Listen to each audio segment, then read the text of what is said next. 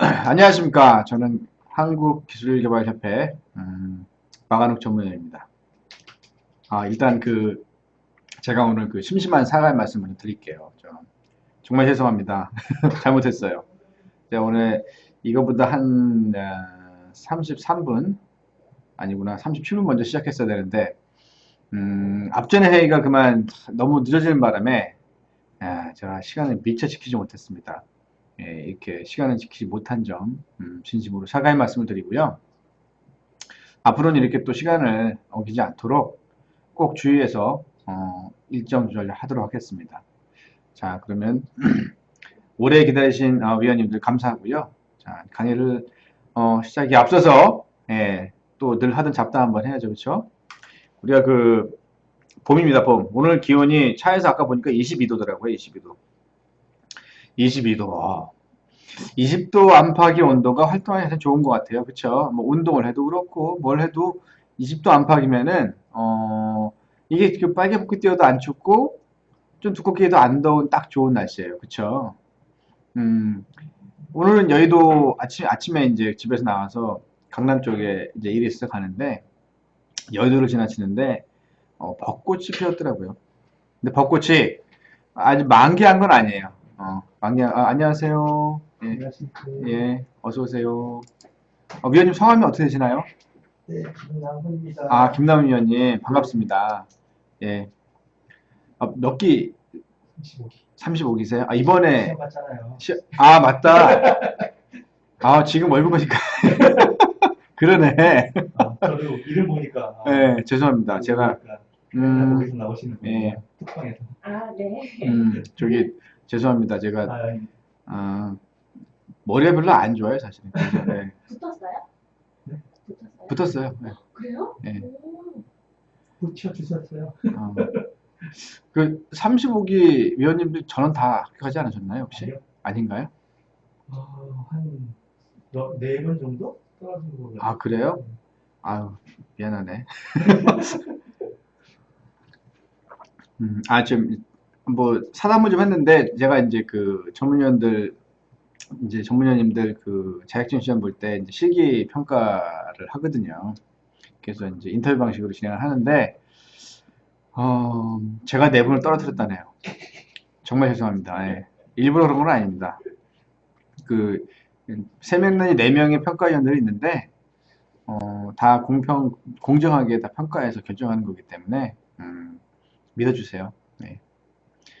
제 시험 보시면 되죠, 뭐. 그렇죠. 네, 제 시험 보시면 되죠. 그리고 뭐 자격증이 없어도 전문의 활동을 할 수 있습니다. 중요한 저는 붙었다는 거니까. 그럼요. 네. 그럼요는 아니고. 저는 그래도 위원님이 그러시면 안 되죠. 네. 네, 붙으신 이렇게 해서 나오셨습니다. 자, 어쨌든 뭐 말을 이어가자면, 이 벚꽃이 피어 있더라고요. 도로 따라서 이렇게 만개한 건 아니고 이제 꽃보라 열려고 다 이렇게 색깔 너무너무 예쁜 거예요. 이 사람의 마음이라는 게 있잖아요. 사람의 마음이라는 게 눈으로 보는 정보를 취득하는 범위 눈으로 보는 게 거의 80%잖아요. 사람의 마음을 움직일 수 있는 80%는 눈에 있는 거죠, 사실은. 보는 거로부터 많이 좌우되는 것 같아요. 근데 저도 오늘 꽃핀 거를 이렇게 보다 보니까 마음이 노곤해지고 좀 이렇게 부드러워지는 게 좀 뭔가 저것처럼 나도 부드러운 좀 남자가 돼야겠다 이런 생각을 또 해봤습니다. 좋은 생각이죠. 예. 그리고 이제 전문위원 시험 얘기가 잠깐 나와서 말씀드렸는데 사실은 전문위원 필기 보고 실기를 보시잖아요. 근데 사실은 그게 뭐 어렵고 뭐 힘든 그런 건 아니에요.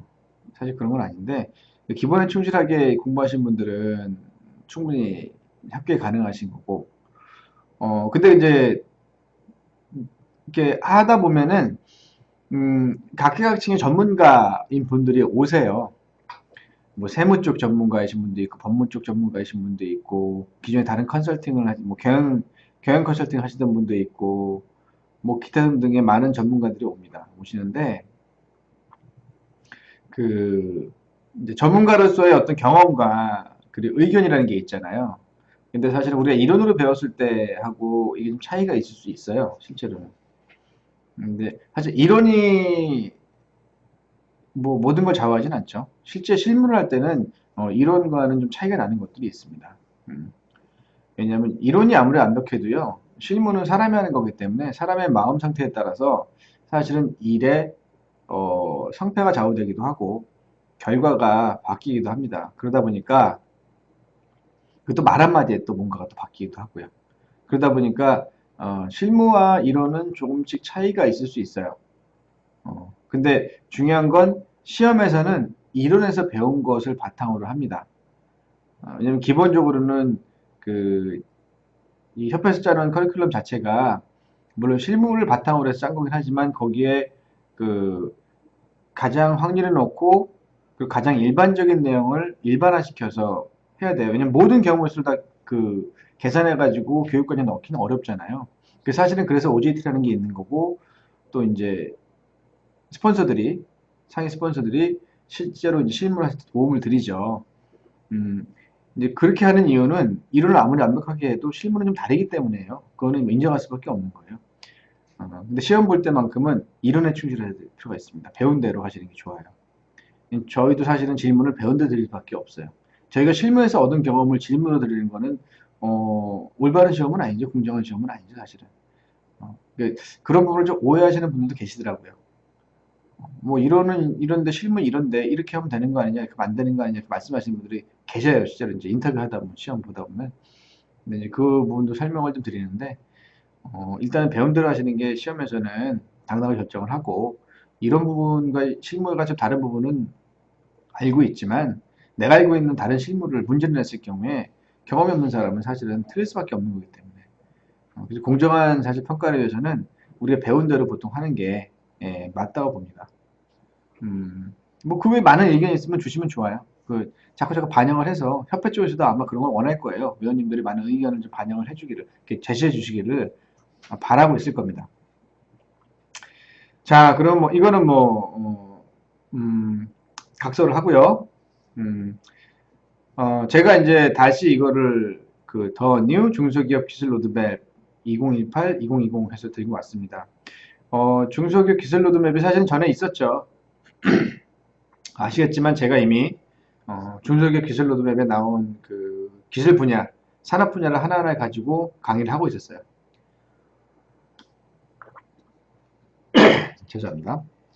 요즘에 그 미세먼지가 강한가 봐요. 모자가 따끔거리고 자꾸 가래껴가지고 힘드네. 말하기가 힘들어요, 사실은. 지금도 몇 시간 동안 말만 하다 왔거든요, 사실 회의 때문에. 있었는데, 이제 기존의 것들은 사실은 꽤 오래전에 만들어진 것들이에요. 제가 강의 중에도 말씀드렸지만, 이제 중소기업 기술 로드맵이라는 게, 철저하게 중소기업, 기업의 입장에서 앞으로 국가가 나아가야 될 방향을 중소기업에게 제시를 해주고, 중소, 어, 뭐가 나갔다 들어왔네? 괜찮은지 모르겠네요. 예. 지금, 괜찮은 것 같네요. 예. 어, 기업 입장에서는 그 국가가 나가고자 하는 방향을 따라서 기술이나 제품 개발, 그리고 서비스 개발 등을 하라고 사실은 만든 게 이제 중소기업 기술 로드맵입니다. 정부는 당연히 정부 입장에서는 이제 중소벤처기업부가 되겠죠. 정부 입장에서는 국제, 요즘에 글로벌 시대니까 이제 국제 무대에서의 기술, 그리고 제품, 서비스 등의 트렌드는 어떤가를 파악을 하고 그것을 반영을 하죠. 이 중소기업 기술 로드맵에 녹여넣습니다. 그래서 우리의 강점, 우리의 약점, 그러니까 수업 분석을 통해서 이 부분만큼은 우리가 더 잘할 수 있다. 이 부분은 보완을 하자. 이 부분은 더 강화시키자. 라는 것들을 여러 석학들과 그리고 이쪽 그 실무자들과의 협의를 통해서 보통 이걸 만들어냅니다. 그래서 변한다고 그랬죠. 중소기업 기술 로드맵은 일정 단위로 변할 수밖에 없어요. 왜냐하면 산업 트렌드가 바뀌기 때문에 거기에 따르게 되어 있습니다. 그래서 보시게 되면은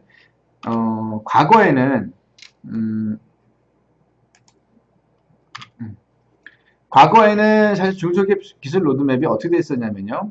신성장 동력 산업 20개, 주력 산업 20개, 해서 총 40개의 산업 분야를 구분해 놓고 거기에 따라서 이제 국내 트렌드와 글로벌 트렌드에 대한 내용을 실어주고 기업들에게 기술 개발이나 제품 개발 혹은 서비스 개발을 할 때에 참고를 하게끔 만들어줬어요. 굉장히 사실 좋은 자료입니다. 전문위원들께서 이걸 하나하나 아마 보실 기회는 많지 않으셨을 거예요. 내용이 사실 방대합니다. 방대하고 그걸 다 뭐 인지하기는 어렵고요. 그래서 제가 이거를 강의를 통해서라도 조금씩이라도 알아두면 좋겠다라는 취지에서 사실 강의 시작한 거고요. 지금도 똑같습니다. 앞으로도 중소기업 기술 로드맵을 중심으로 해서 바탕으로 해서 산업 분야 하나하나를 짚어나갈 건데요. 오늘은 그 첫 번째 시간으로 중소기업 기술 로드맵 새롭게 개편이 됐어요. 2018년도 2월 달에 이렇게 발표가 된 걸로 알고 있는데 과거의 것들을 좀 정리를 하고 새롭게 중소기업 기술 로드맵을 개발했습니다. 근데 이 내용이요, 이제 과거에 있던 것과 굉장히 크게 다르지는 않아요. 많은 부분 비슷합니다. 비슷한데 과거에는 기술 로드맵상에 세부 기술로 들어가 있던 것이 지금은 세부 기술이 아니고 이쪽에 그 대분류로 나와 있는 경우도 있고요. 그리고 대분류에 있는 것이 세분류에 들어가는 경우도 있어요. 보다 보면 실제로. 그래서 제가 예를 보여드릴게요. 그러니까 결국에는 많은 분이 바뀌지 않았지만 기술의 어떤 강약, 그 트렌드가 약간씩 변화를 하고 그 융합되는 기술도 나오기 시작을 하고 그리고 과거에는 우리가 신기술이다, 새로운 것이다 라고 인지를 하고 받아들였던 것이 이제는 더 이상 신기술이 아닌 것도 있습니다. 그러다 보니까 재편의 여지가 충분히 있었죠. 그래서 지금은 어떻게 나눴냐면은 4차 산업혁명에 맞는 기술 분야와 중소기업 성장 기반을 돕는 기술 분야 이렇게 두 가지 또 대분류를 했어요. 그래서 4차 산업혁명은 과거에는 신성장 동력 산업이라고 불렀던 그 분야에 해당이 되겠죠. 그리고 중소기업 성장 기반 산업이라는 거는 주력 산업 쪽에 포커싱이 되겠죠. 그렇게 구성이 되어 있어요. 여기 보시면 제가 빨간색, 파란색으로 나눠서 표시했는데 글자 잘 안 보실 거예요. 뒤에 큰 글자를 보여드릴게요. 되어 있는데 4차 산업혁명이라는 거는 여러분들 아시죠? 제가 아마 첫 강의를 했던 게 4차 산업혁명에 대해서 강의를 했던 것 같아요. 4차 산업혁명 그러면 딱 떠올라야 되는 게 일반적으로 빅데이터입니다. 그리고 AI, 인공지능, 정보. 빅데이터는 정보와 관련이 있죠. 그리고 정보 보호. 뭐 AI가 그러니까 진영 센서도 나올 수 있고, 그쵸? 그 AR, VR도 제가 강의를 한번 드렸었습니다. 뭐 이런 것들 4차 산업입니다. 그러니까 과거에는 어떤 하나의 단순한 제품 그리고 단순한 어떤 용도를 위한 그런 서비스들 이 주를 이뤘는데 요즘에는 이제 그런 게 아니고 융합의 여지가 많은 것들이 대부분 보면은 여기 보시면 이제 좀 넘겨볼까요? 보시면 4차 산업혁명 15개의 산업군을 나눴는데 AI 빅데이터, 5G, 정보보호, 지능형 센서, AR, VR, 스마트 가전, 로봇, 미래형 자동차, 스마트 공장, 바이오, 웨어러블, 물류, 안전, 에너지, 스마트홈 이렇게 15개의 산업군입니다. 근데 보시면 아시겠지만 이들 간에는 서로 융합되면은 더 큰 실현을 낼 수 있는 그 기술들이라고 보시면 돼요. 시간이 흐르고 기술이 발전하고 그리고 산업 분야의 트렌드가 바뀌면서 점점 변해가는 부분이 사실 과거에도 꽤 오래전에도 회자됐던 얘기가 융합이었어요. 융합. 컨버전스. 융합이라는 거였는데 그 융합이라는 화두는 지금까지 계속되고 있어요. 사실은. 융합이라는 화두는 없어질 수가 없어요. 왜냐하면 창조가 있고 여러 개의 창조가 있겠죠. 그럼 여러 개의 창조가 또 융합되는 과정이 있습니다. 융합되면 새로운 것이 창조됩니다. 그 새롭게 창조된 것들끼리 또 융합이 됩니다. 융합이라는 건 없어질 수가 없어요. 아마 이제 아주 쉬운 예를 하나 말씀드리자면은 우리가 과거에는 핸드폰은 있잖아요. 통화용으로만 썼습니다. 처음 핸드폰이 나왔을 때 통화 외에는 기능이 없었어요. 거의 전화번호 책이나 없었어요. 근데 거기에 뭐가 들어갔죠? 처음에 카메라가 들어갔어요. 그렇죠? 카메라가 들어가더니 녹음기가 들어갔어요.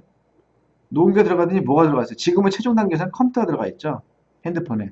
지금 핸드폰이 컴퓨터입니다. 타블렛 PC는 그 핸드폰을 크게 만든 게 타블렛 PC죠. 따지면. 스마트폰이라는 게 결국 그 용도인 거죠. 이게 융합이에요. 과거에는 유선전화에서 이런 핸드폰, 무선전화가 나왔다가 무선전화에서 핸드폰이라는 게 우리가 쓰는 셀룰러폰이라는 게 만들어졌고 그 과정에서도 융합이 또 이루어졌어요. 사실은. 융합이 거쳐서 나온 제품입니다. 그게. 근데 카메라가 따로 있고 노이가 따로 있고 여러 가지 기능이 따로 있었음에도 컴퓨터라는 게 따로 있었고 이것들이 조금씩 융합이 되기 시작하죠. 지금은 핸드폰이, 스마트폰이, 핸드폰이죠. 따지면 스마트폰이고 핸드폰이에요, 지금은. 원래 핸드폰과 스마트폰은 좀 다른 개념이긴 합니다만, 지금의 사람들에게는 스마트폰이고 핸드폰이에요. 스마트폰을 터블릿 PC라고 부르지는 않죠.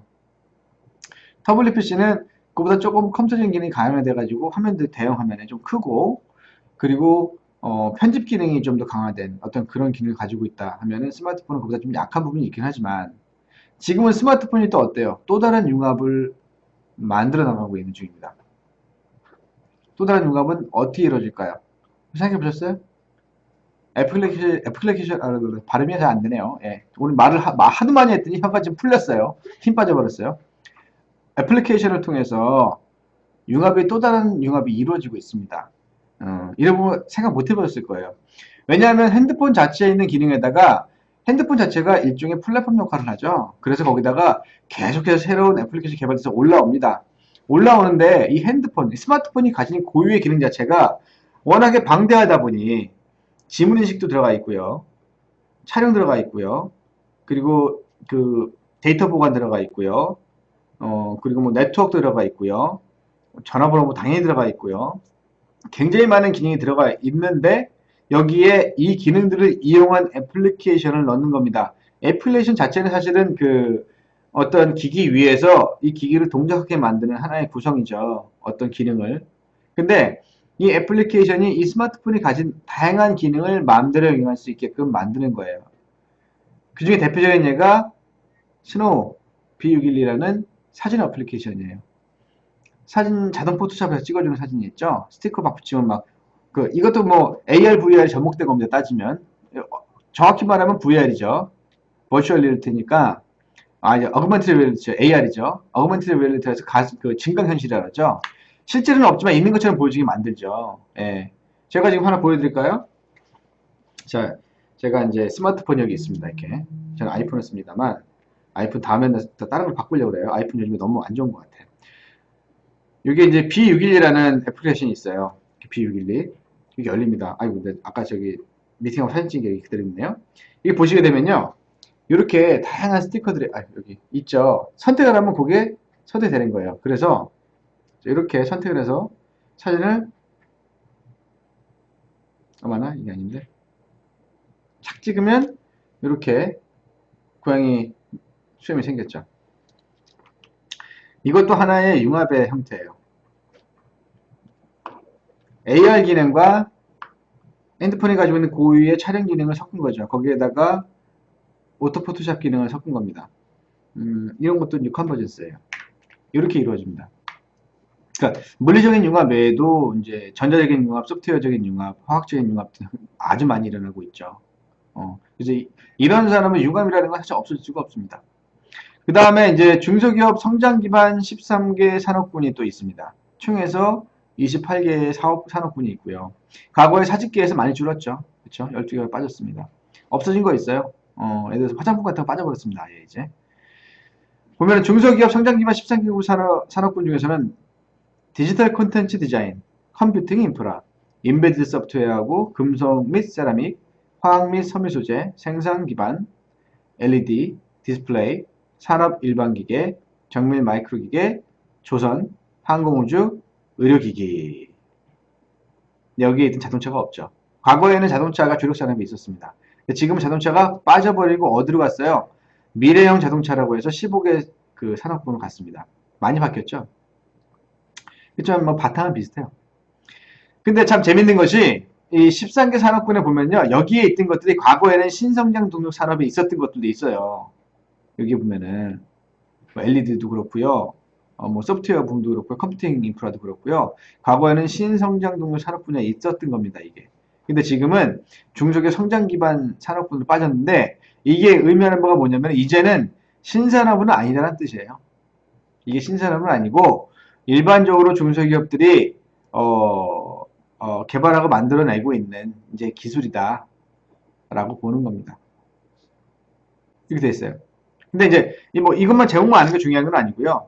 사실은 이 예전에는 그 페이지를 열면은 그 페이지를 자세하게 볼 수 자세하게 아니 대략적으로 볼 수 있도록 그렇게 만들어져 있었어요. 제가 지금 인터넷, 알겠다. 열어서 보여드릴게요. 과거와는 좀 다릅니다. 과거에는,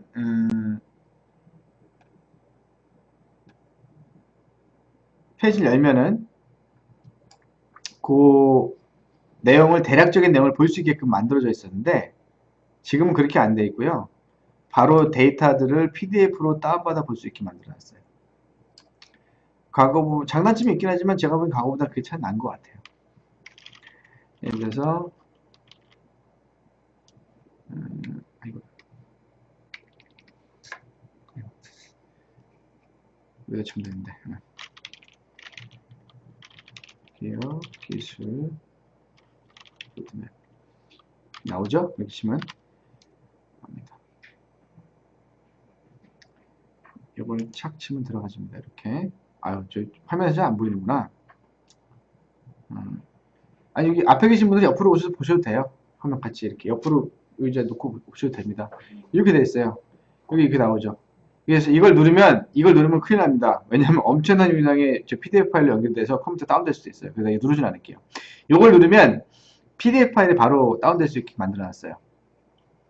대략적인 내용을 웹에서 볼 수 있는 게 아니고요. 왜냐하면 그 양이 방대해요.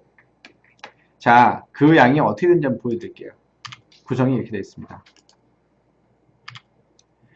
중소기업 기술 로드맵, 이거는 AI 빅데이터 부분만 지금 제가 다운로드 받은 겁니다. 이게 자그마치 460페이지가량 돼요. 460페이지를 다 우리 다 볼 수 있나요? 없죠. 그래서 친절하게도 목차 정리가 잘 되어 있습니다. 이렇게 전략 분야, 그래서 AI 빅데이터, 기술 테마, 영상 처리 시스템. 이 목차 중요합니다. 목차를 그래서 제가 따로 확대를 해봤어요. 이렇게 전략 분야는 해당 산업군을 의미하고요. 기술 테마는 세부 기술을 얘기를 해요. 그래서 전략 분야에 가면은 그 사업분 이름이 나오고 AI 빅데이터 나오죠. 그리고 개요, 국내의 정책 동향, 산업 이슈 및 동향, 시장 동향 및 전망, 기술 동향 및 이슈, 중소기업 시장 대응 전략, 주요 기술 개발 테마, 중소기업 기술 개발 테마 하고 세부로 들어가면 기술 개발 테마에서 보면은 영상 처리 시스템 해가지고 또 쭉 몇 개가 있어요. AI 빅데이터에 보면은 영상 처리 시스템 외에 10여 개 정도의 기술 테마가 있습니다. 그러니까 페이지가 400페이지가 넘어가는 거예요. 세분화되어 있어요. 더 지점보다 세분화되어 있고 우리가 자료를 찾아보거나 이용할 수 있는 자료의 내용들도 많아요. 일단 보여드릴게요. 그러면은 개요, 외부 환경 분석, 기업 분석, 기술 개발 현황, 연구 개발 네트워크, 기술 로드맵. 과거와 달라진 게 뭔지 아세요? 과거에는 이게 이런 산업이야 라고 보여주는 내용의 자료, 그러니까 그때도 자료가 나쁘진 않았어요. 좋았어요. 좋았는데 지금과 비교해서 좀 떨어졌던 게 그때는 이런 산업이야 라고 우리가 알 수 있게 만들어 놓은 반면에 지금은 이런 산업인데 니네가 이렇게 하면 돼 라는 방향성을 제시하고 있어요. 자료에서. 그래서 이게 사실 쓸모가 좀 있습니다. 여러분들. 물론 이게 수백 개의 기술개발 테마가 나오죠. 사실은. 왜냐하면 28개의 전략 분야가 있고 거기에 따라서 약 한 10여 개 정도의 기술개발 테마가 있기 때문에 물론 적은 것도 있지만 그 단순 계산만 해도 280개, 300개가 나오죠. 기술개발 테마가. 이걸 다 다운받아 놓을 필요는 없어요. 그냥 여기 들어가시면 다운받을 수 있습니다.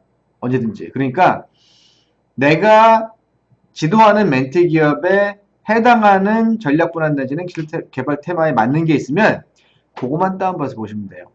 그럼 거기서 뭘 볼 수 있어요? 사업계획서 만들 때요. 시장조사 자료. 아 이거 못 찾잖아요. 잘. 엄청 헤매요 기업들. 전문인들도 어렵게 찾아냅니다. 그거를. 시장조사 자료. 그리고 환경 분석 등등. 이런 기초 데이터들을 여기서 끌어오는 거예요. 여기서. 기업들이 고민하고 힘들어하는 부분을 일부 해결해 줄 수가 있어요. 이쪽에서. 물론 100% 맞지는 않아요. 여기 없는 것도 있죠. 여기 없는 저기 멘티 기업 중에서는 여기 없는 비누 공장을 하는 멘티 기업은 없겠죠. 여기 비누 만드는 게 나와 있겠어요. 그쪽은 산업군이 아예 자체가 없으니까. 예전에는 있었을 수도 있죠. 옛날에 뭐 화장품이 있었을 때는. 근데 지금은 없죠. 그렇지만 많은 제조를 하고 있는 회사들은 여기에 관련된 분야가 많아요. 실제로. 그러다 보니까 그와 관련된 정보를 여기서 얻을 수 있다는 거예요. 그러니까 이게 그냥 지나가는 정보가 아니라는 거죠. 그러니까 이거를 잘 보셔야 돼요. 자, 다음 거 보여드릴까요? 자, 아까도 말씀드린 거, 요거 내가 보여드린다고 했죠? 전략 분야 기술개발 테마 보여드린다고 했는데, 쫙 가면 이렇게 열립니다. 중소기업 기술 로드맵 2018, 2020, 예. 테크놀로지 로드맵 for SME. 영어로 하면 이렇게 쓰는군요. 처음 알았네요, 저는. 테크놀로지 로드맵 for SME. 정말 다 간단한데? 나 되게 복잡하게 생겼는데. 중소기업 기술 로드맵이면, 스몰 앤 미디엄, 엔터프라이즈, 테크놀로지 디벨롭먼트 뭐 로드맵 생각했는데 그게 아니군요. 테크놀로지 로드맵 for SM이네요. 아주 간단하네요. 예. 자, 이 표지입니다. 표지. 자, 이렇게 있고요. 다음 페이지 한번 넘어가 볼게요. 이렇게 넘어가면 요거는 원래 백지입니다. 이렇게 나와요. 컨텐츠에서 전략 분야 이렇게 컨텐츠 쭉 나와요. 나오고 조금 내려드릴까요? 이렇게 좀 내리다 보면은 기술개발 테마 영상 처리 시스템 나오죠? 음성인식 소프트웨어 나오죠? 또 다음 페이지 넘어가 볼까요? 인공지능 플랫폼 나오죠? 인지과학 소프트웨어 나오죠? 빅데이터 기반 소프트웨어 나오죠? 클라우드 브로커링 나오죠? 클라우드 서비스 나오죠? 가상화 컨테이너 나오죠? 가상화인 컨테이너.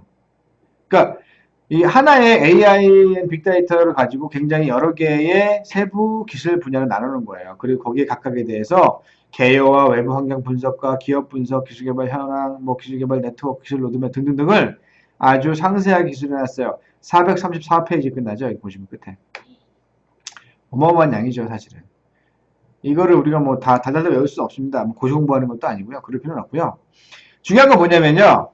포인트를 짚어낼 수 있냐, 포인트. 예를 들어서 우리 기업이 요즘에 저한테 자꾸 연락이 오는 기업이 하나 있는데 제가 가급적이면 협약 안 하려고 좀 하고 있거든요. 왜냐하면 기업이 설립 3년 됐는데 재무제표가 없어. 개인 기업인데 재무제표가 없고 기장을 하나도 안 했어. 부가세만 냈대. 부가세 신고만 했대. 그걸 부족한데 그랬더니 뭘 해야 되냐 그래서 재무제표 만드세요 그랬더니 어떻게 만드냐 세무사한테 말하면 만들 수 있어요. 방법을 알려달래. 세무사한테 말씀하시면 만들 수 있다고 그러니까 세무사한테 어떻게 말하면 되냐 방법을 알려달래. 정말로 만드는 거 이외에는 아무것도 못 하시더라고요. 그분은 도면도 없어요. 심지어 도면도 없는데 복잡한 기계를 머리에 있는 수치만을 만들더라고요. 굉장히 뛰어난 분이었어요. 제가 본 중에서 가장 기계를 잘 만드는 분이었어요. 저도 옛날에 기계 쪽 일을 했었거든요. 기계 제작 일을. 도면 없이 머리에 들어있는 것만 가지고 직족이라고 아세요? 여러분들 레깅스나 스타킹 같은 거 짜는 기계 아시죠? 굉장히 복잡합니다. 그 기계가. 그 기계를 만들더라고요. 그래서 내가 그랬어요. 사장님 장인이십니다. 사장님 같은 장인 내가 못 봤어요. 세상에. 나도 기계 쪽 일을 오래 해왔지만 사장님처럼 이렇게 완벽하게 기계를 만드는 사람 도면도 없으면서 못 봤어요. 이게 정말 사실이냐? 이게 리얼인가요? 이게 사실인가? 근데 사실이라더라고요. 그분한테 한마디 했죠, 그냥. 준비가 안 돼 있으면 할 수가 없습니다. 최선의 준비를 하셔야 되는데, 가장 기초가 사실은 재무제표예요. 그리고 특허가 없더라도 세금 체납이나 그런 거는 되면 안 되는데, 세금 체납 되시고 있나요? 그러니까 모르겠대.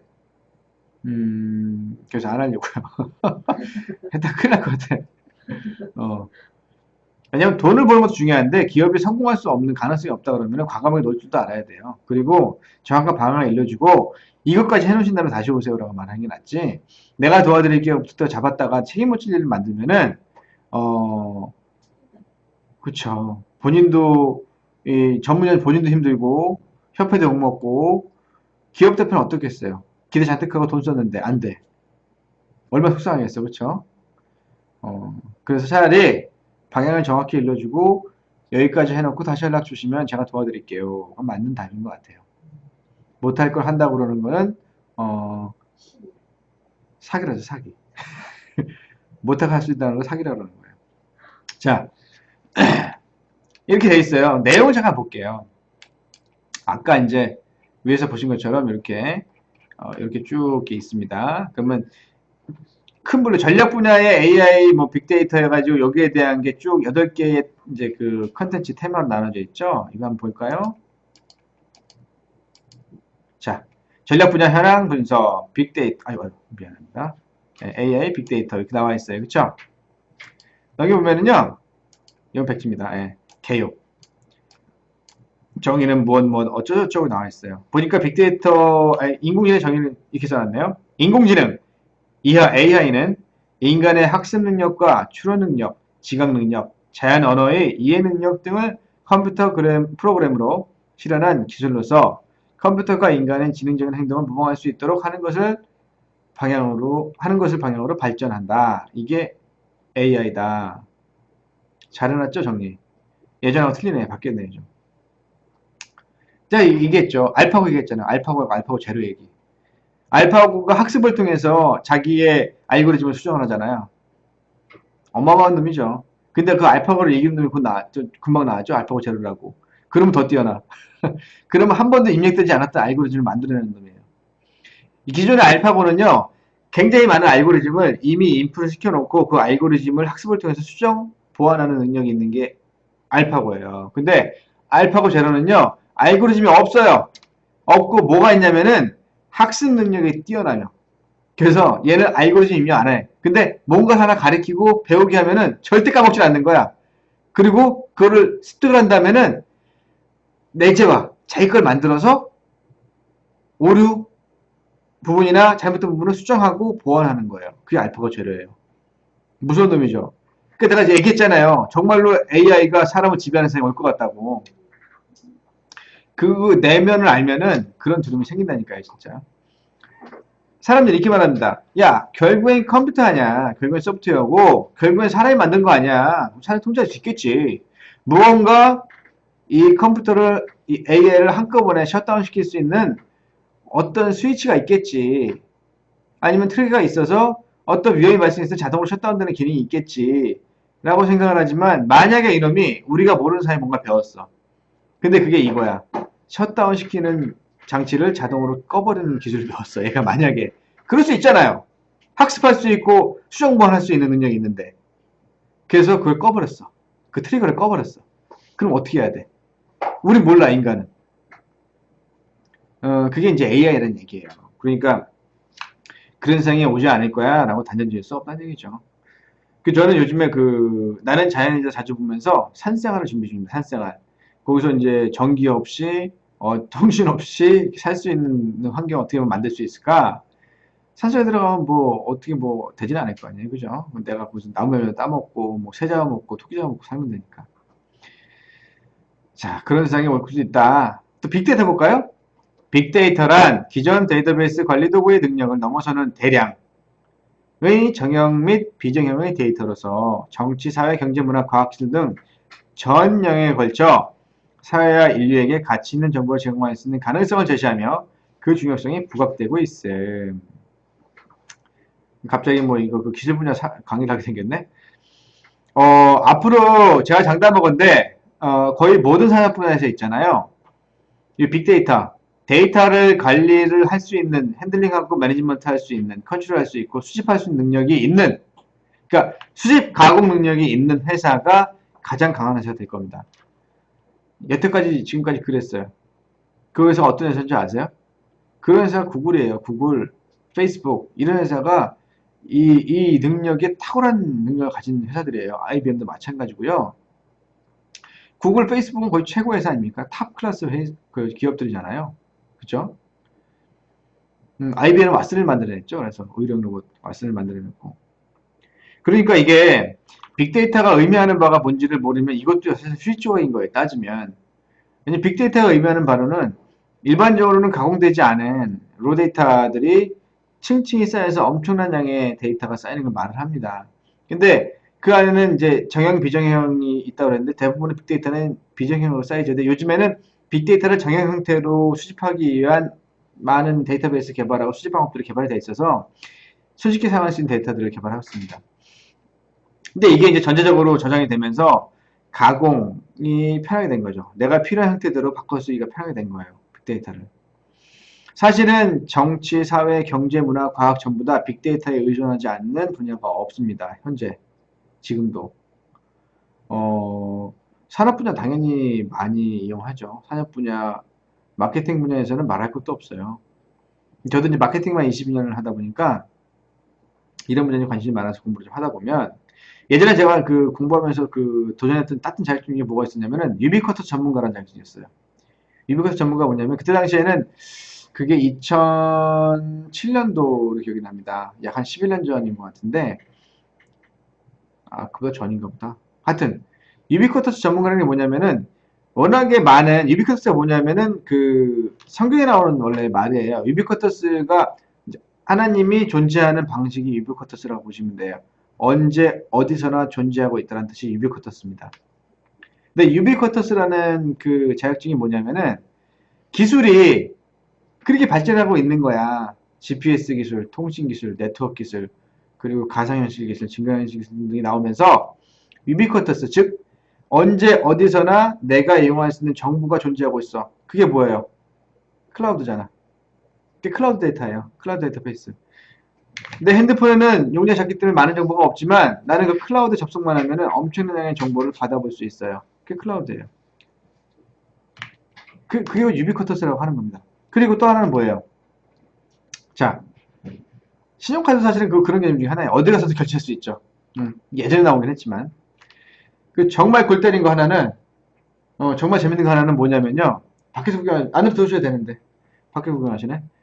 정말 재밌는 게 뭐냐면은, 여권이에요, 여권. 지금 전자여권 나오잖아요. 저도 이제 요즘에 전자여권을 쓰는데, 그 해외 출장 많이 다녔으니까, 이제 가끔 나가긴 합니다만. 여권 하나만 들고 가면 한국권 말고 다 됩니다. 내가 저기 그 아프리카 가서도 발급이 돼요, 한국권이. 여권 하나만 있어 발급이 돼요. 내가 누군지 아는 거예요, 이 사람들은. 그게 뭘 의미하는 줄 아세요? 내가 누군지 알아. 이 사람 여권만 딱 자기 스캔을 하면은, 아, 이 사람 어떤 사람이야? 범죄 사실이 있어, 없어? 요주인물이 아니야? 뭐, 테러범의 대상 중에 하나야, 아니야? 이걸 알 수 있다니까, 여권 하나만 주면은, 그 사람들은. 어떻게 할 수 있을까요? 다 연결됐다는 뜻이에요, 연결. 그러다 보니까, 유비쿼터스라는 말이 회자되기 시작해서, 죄송합니다. 아우, 또 목이 메이네. 유비쿼터스 자격증이 생겼어요. 지금 없어졌어. 제가 예전에 2급, 2급까지 땄었어. 쓸데가 없더라고. 왜냐하면,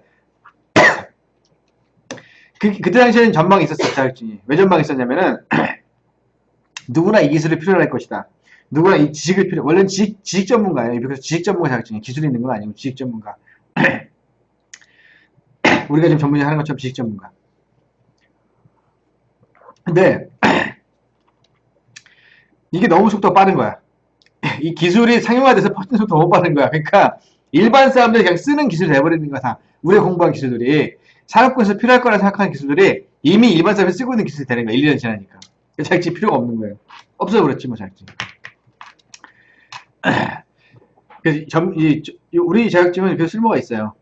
왜냐면 이거는 어쨌거나 정부에서 계속 그 정보 출연을 하잖아요. 돕기위해서. 우리 같은 사람이 필요하지. 왜냐면 정보의 비대칭성 때문에 기업들은 잘 모르거든, 이런 정보를. 이건 해소가 쉽게 되지 않는 부분 중에 하나예요. 자, 그래서 이제 그때 당시에 그때도 이제 빅데이터에 관련된 그런 내용들이 이미 해제가 되고 있었어요. 정보가 이미 다 공유가 되고 있었던 시기이기 때문에. 자, 너무 살짝 길었습니다. 그렇죠? 또 볼까요? 범위. 이제는 범위가 간단했어요. 범위를 간단하게 분류하는데 지금은 굉장히 범위를 어떤 분야에 이용될 수 있다는 거를 잘 좀 디테일하게 설명하고 있죠. 이 범위예요. 범위 이어서입니다. 이것도. 빅데이터 범위. 굉장히 크죠? 자, 이 범위를 보면서 든 생각이 뭐예요? 기업들이 할 수 있는 일이에요. 이게. 이 범위에 나와 있는 분야가, 이 범위에 나와 있는 내용들이 기업들이 할 수 있는 일이에요, 일. 무슨 얘기인지 알겠죠? 즉, 정부에서 우리 과제를 내면은, 요런 데에서 많이 이용되는 기술이나, 사용되는 기술이나 제품, 서비스를 제일 먼저 픽업할 거야. 라는 의미라고도 할 수가 있습니다. 그러니까 우리는 내 멘티 기업이 만약에 관련된 분야가 있으면 당연히 공부를 해놔야지. 그쵸? 전문으로서의 의무예요. 도와야 되니까. 응? 우리가 타이틀도 그래서 추천해주고 도와주고 하잖아요. 사업계획서도 수정해주고 하잖아요. 그 이유가 뭐예요? 방향을 맞추라고 도와주는 거잖아. 일종의 얼라이먼트를 하는 거예요. 그게. 정부가 요구하는 요구사항에 맞게 방향 조정을 해주는 게 우리가 검수하는 과정이에요. 검수를 안 해보신 분들 아직 많으실 거예요. 근데 검수를 하다 보면요. 그 방향성을 맞춰야 돼요. 그래야 성공률이 높아집니다. 이렇게 범위가 나와 있어요. 제가 이 강의를 왜 이렇게 심도에 공부해서 하는지 공부 시작해 보시면 알 수가 있어요. 그 다음에 이제 AI 인공지능 분야에 대한 기술 분야도 나왔는데 과거보다 많이 세분화됐어요, 지금. 과거에는 몇 개 안 나왔었어요, 사실은 이게 실제로. 그러니까 인지 컴퓨팅, 기계학습, 딥러닝, 자연어 처리, 데이터 마이닝, 음성 인식, 패턴 인식, 컴퓨터 비전, 이미지 인식, 가상현실 쭉 나와 있잖아요. 여기에 AI가 다 이용될 수 있는 기술 분야다, AI 기술이 필요한 기술 분야다라고 한 것이고, 과거에 이거 적었어요. 이거에 대한 게 디테일하게 나오는 거예요, 뒤에 설명이. 이게 빅데이터에 대한 기술 분류. 이렇게 수집, 저장, 분석 처리, 시각화. 데이터라는 건 사실 이 정도예요. 거기서 또 갈라지죠. 데이터는 수집, 저장, 분석 처리, 시각화. 예전에는 아마 그 데이터베이스 설계할 때 보면은 그 삭제 부분 따로 있었는데 지금은 처리 부분에 들어가 있지, 삭제가. 하여튼 뭐 이렇게 들어가 있습니다. 그리고 이제 국내 정책 동향에서 미국은 이런 정책이 있다. 그리고 뭐 인공지능 국가 연구 전략 계획에서 11개의 주제 발표해가지고 뭐 이런 게 발표됐었다. 굉장히 좋은 정보입니다. 중국은 이렇다. 중국은 이렇다. 일본은 이런 정부 정책이 있다. 이런 데를 어디 쓰고 있어요, 그렇죠? 그리고 또 미국은 빅데이터 이런 정책이 있다. 이렇게 정책이 나와 있습니다. 그리고 국내 정책 동향, 국내 나와 있죠. 우리나라는 그래서 이런 정책을 가지고 있다. 결국에는 수출을 하고자 하는 기업도요, 해외 그 나라의 대학 나라의 정책을 알면은 훨씬 방향 잡기가 쉬워집니다. 그거 아세요? 여러분들은 예를 들어서 우리 장수키가 있습니다. 이거 키 되게 단순해 보이죠? 이 키의 그 케이스가 별거 아닌 것 같죠? 근데 별거 아닌 게 아니에요. 이 케이스를 만들기 위해서는요, 많은 과정이 필요한데, 금형값만 작게는 수천만 원에서 비싼 건 몇 억까지 합니다. 금형비만. 금형이 무제한 쓸 수 있는 게 아니에요. 그건 수명이 있어요. 물론 많이 사출을 합니다만, 옛날 사출 쪽 일을 했었어요. 그러다 보니까, 제품 하나 만들어서요, 수정 한번 하는 것이 보통 일이 아니에요. 금형 수정이 얼마나 어려운지 아세요? 금형 수정 정말 어렵습니다. 금형에 대해서 얘기를 하자면은, 뭐, 한도 끝도 없고, 작은 거 하나 수정하기 위해서 금형을 새로 파는 경우도 있어요, 아예. 그 수천만 날리는 거예요, 또. 수억 날리는 경우도 있어요. 그러니까, 처음에 제품을 출시하고 금형의 틀을 파고 금형을 찍어낼 때, 내가 타겟팅하고 목표한 제품이 정확히 나와야 되는 거예요. 그래서 사실은 금형이 그만큼 중요한 겁니다. 그래서 금형을 처음부터 양산형 금형을 잘 안 파고 시제품용 금형을 많이 파는 이유가 그거예요. 시제품용 금형을 파는 것도요, 작은 거는 500에서 1000만 원 사이 하지만 그 비싼 건 2, 3천만 원 해요. 그 돈을 투자해서 시제품을 먼저 만드는 이유는 뭐냐면 수정을 가야 될 요소가 있기 때문에 시제품용을 만드는 건데 간단한 것 같죠? 한번 출시하고 나서 수정을 해야 된다 그러면 엄청난 일이에요.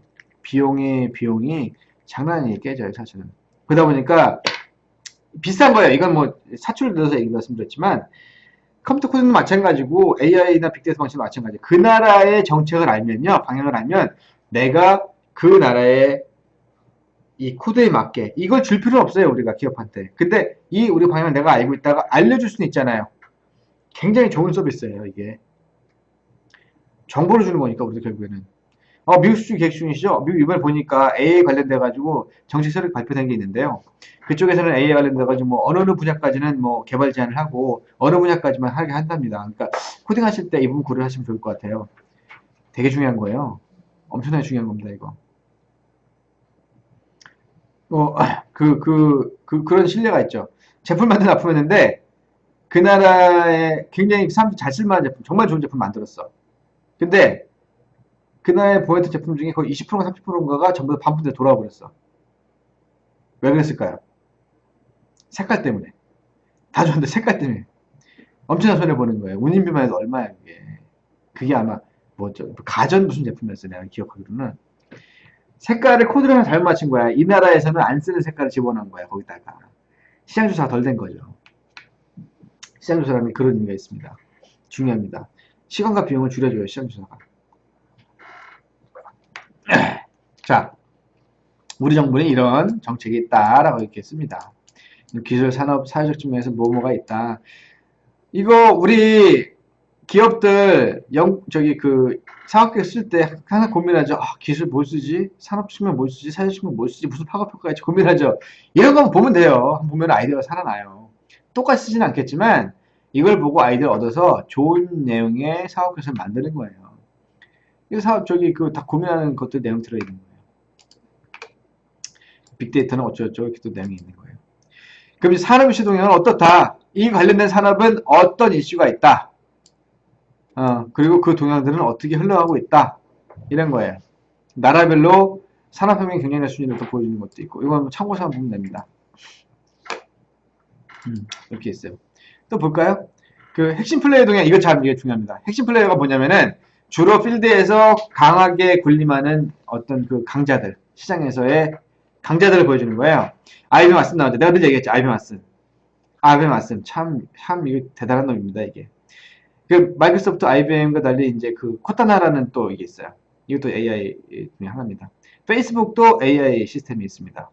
예, 그리고 구글도 있어요. 구글의 소프트웨어 알고리즘이 이게 정말 얼마나 뛰어난지 아세요? 여러분도 참 놀라워요. 구글에서 쓰는 알고리즘이 그 나에 대한 성향과 어떤 그 취미 내지는 어떤 그 내가 좋아하는 내용의 어떤 그 컨텐츠들을 알아서 지가 알아서 싹 뽑아서 해주고 그래요. 구글이 그런 놈들이에요, 이놈들이. 어마어마하죠. 아마존도 AI 도입을 했죠. 이게 이제 메이저 플레이어들이에요. 국내 업체 동향들은 이렇다.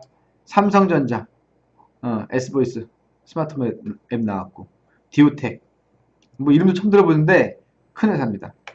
디오텍이라는 회사. 딥러닝 기능은 뭐냐면은 표면적인 학습이 아니고 학습한 거를 가지고 와서 응용하고 새로운 거를 또 융합시키는 그런 기술을 얘기를 해요. 일반적인 러닝이 아니고 딥러닝은 굉장히 깊은 분야입니다. 그래서 의료 분야에서 딥러닝은 적용 제품 및 서비스를 개발할 전망이다. 의료 분야의 딥러닝은 되게 중요해. 딥러닝. 발음 잠깐 꼬이네. 왜 딥러닝이 왜 중요하냐면은 오차 수정할 수 있는 오류를 수정할 수 있는 기능이 들어가요. 딥러닝. 왜냐면 내가 스스로 배우고 내가 그거에 대한 학습한 내용을 가지고 융합해서 새로운 걸 만들어내기도 하고 틀린 부분이 있으면 수정도 하고 아까 얘기한 알파하고 제로가 가진 기능 딥러닝입니다. 이런 걸 얘기하는 거예요. 그러니까 이 의료 분야에 적용되는 게 필요하겠죠. 왜냐하면 의료 분야는 변수가 많고 실수가 많은 분야가 의료 분야예요. 의사들도 실수를 많이 하죠. 그러니까 이 실수를 줄일 수 있는 방법은 뭐냐면은 최대한 많은 케이스를 공부하고 많은 걸 배워서 그 케이스마다 맞게끔 중요한 컨설팅을 해주는 게 중요한 거예요. 이게 아주 굉장히 핵심인 거죠. 그러니까 딥러닝이 이제 의료 분야에 적용이 가능한 거죠. 네, 이렇게 뭐 있습니다. 국내 업체 동향 나와 있죠, 그렇죠?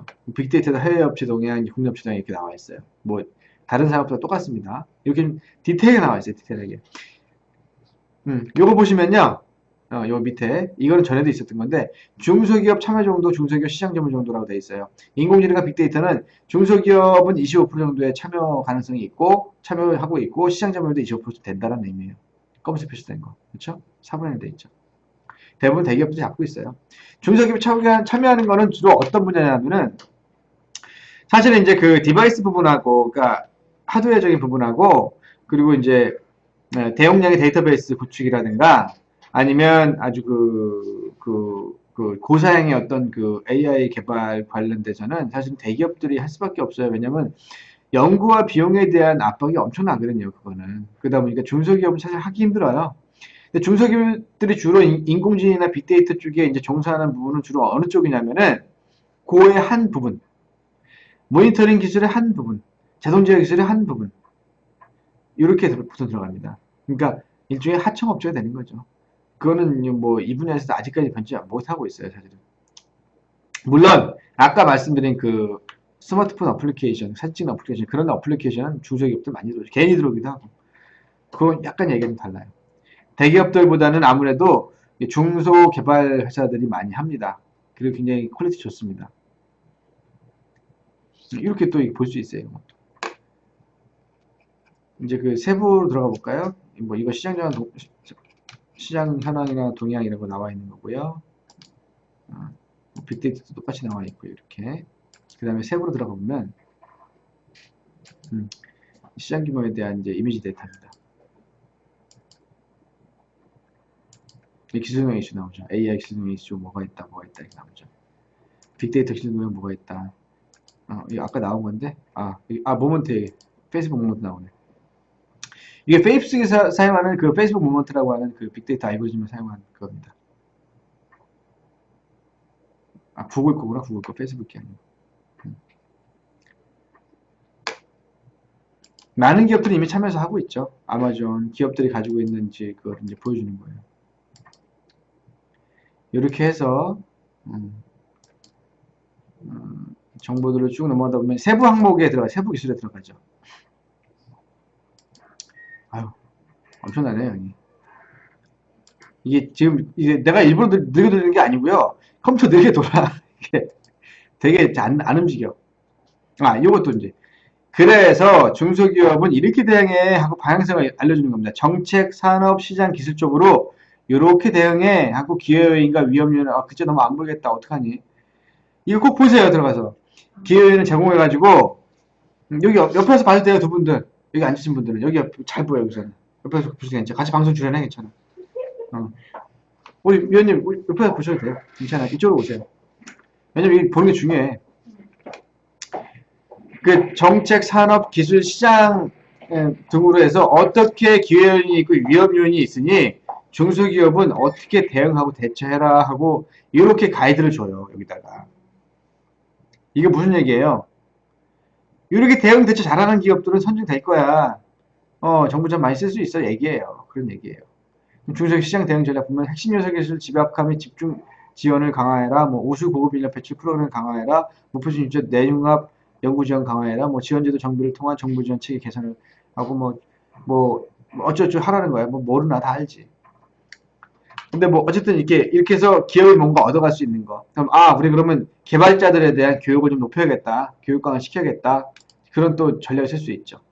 주요 기술 테마가 영상책이 나옵니다. 주요 기술 테마가 밑에 쭉 내려가면 하나하나 또 그 테마에 맞춰서 안 넘어가. 페이지가 멈췄어. 나왔나? 맞춰서 아까좀 디테일하게 이렇게 나옵니다. 지금 기술 테마, 기술 개발 테마, 영상 처리 시스템 나왔죠? 그러면 똑같이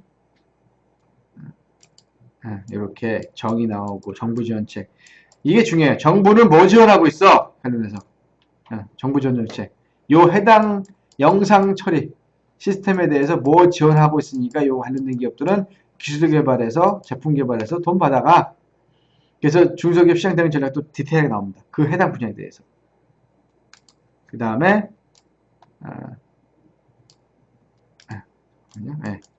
로드맵 나오고요. 네, 개요 부분 또 디테일하게 나옵니다. 점점 디테일하게 나와요. 이렇게 해서 이렇게 430페이지가 나오는 거예요. 보면은 객체 인식 기술, 상황 감지 기술, 모션 인식 기술 등도 제가 써놨죠. 이 기술 로드맵을 제가 이제 쭉 훑어본 전반적인 내용이 어떻게 구성되어 있다는 거를 훑어본 이유는 다른 거 이유 하나도 없고 딱 한 가지입니다. 기업들한테 올바른 컨설팅 하고 싶고 도움되는 컨설팅 하고 싶으면 그 기업이 가지고 있는 기술과 해당되는 기술 로드맵은 반드시 읽어보시라는 거예요, 한번. 물론 양이 많습니다. 양이 많아서 다 읽어내기 힘듭니다. 그럼 최소한 정책 방향, 해외 정책 방향이나 시장 동향, 그리고 세부 기술 분야 등 정도는 봐두시는 게 좋아요. 그리고 이렇게 하셔야 나중에라도 컨설팅 하다가 욕먹을 일 있을 때 욕을 덜 먹습니다. 무슨 말씀인지 알겠어요? 도움이라는 게 사실은 돈을 받게 해주고 뭘 꼭 하게 해주고 해야지만 큰 도움인 것 같지만 이런 작은 거 하나도 만약에 기업에게 좋은 정보를 제공할 수 있으면 그거 역시 큰 도움이에요.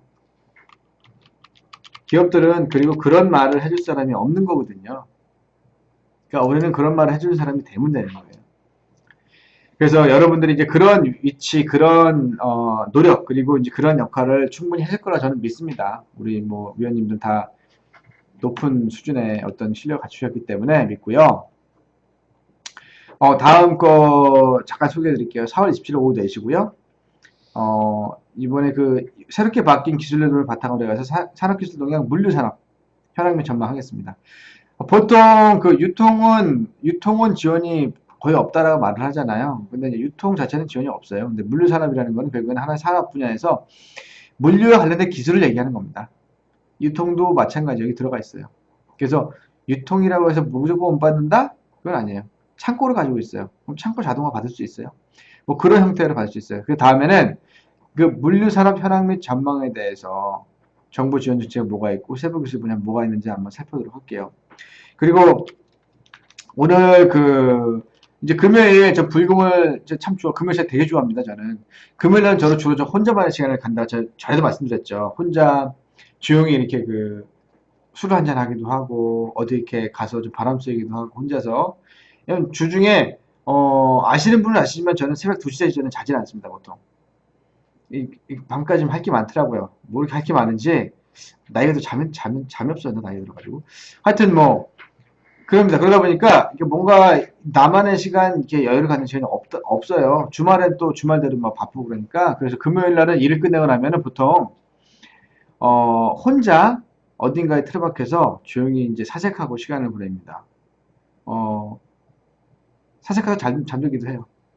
아니면 혼자서 맥주 한 캔 딱 따가지고 차에서 그냥 치킨 한 마리 뜯어놓고 먹기도 하고 그래요. 말처럼 귀찮은 거겠죠. 맞아요. 맞습니다. 예. 딱 우리 위원님도 그러실 때가 있죠. 네. 좀 그럽니다. 우리 와이프는 불평을 하죠. 예. 그렇지만 저는 아랑곳하지 않고 그렇게 합니다. 평일날 너무 힘드시게 일하는 예. 사람. 그래서 맞아요, 위원님. 위원님 말씀 딱 맞아요. 평일날 너무 힘들게 일하니까 한 번은 일주일에 한 몇 시간 정도는 딱 내가 딱 이건 나만 위해 써야 되는 시간이 있어야 돼요. 사람이라는 건요.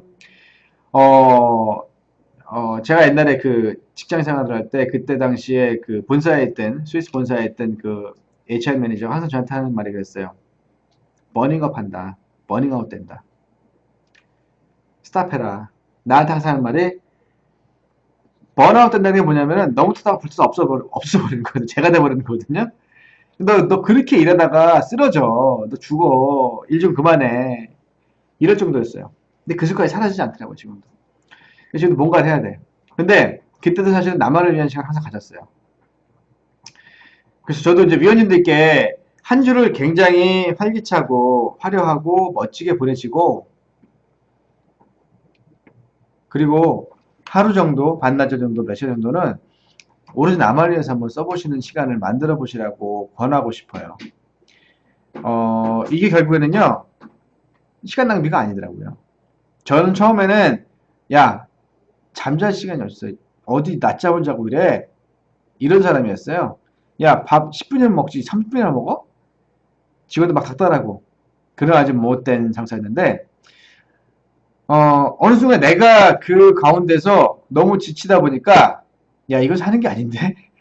아이들은 커가고 아빠와의 시간을 필요로 하는데 내가 또 거기에 대응하지 못한 생각이 드니까 이게 사는 게 아니더라고.